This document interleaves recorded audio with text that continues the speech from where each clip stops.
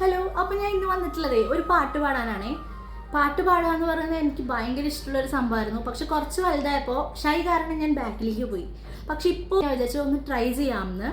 എത്രത്തോളം ശരിയാവുമെന്നൊന്നും എനിക്ക് അറിയത്തില്ല. സോ നിങ്ങളുടെ സപ്പോർട്ട് എനിക്ക് വേണം. തെറ്റും കുറവുകളൊക്കെ ഉണ്ടെങ്കിൽ ക്ഷമിക്കുക. ഓക്കെ, സോ നമുക്ക് എന്തായാലും ട്രൈ ചെയ്ത് നോക്കാം.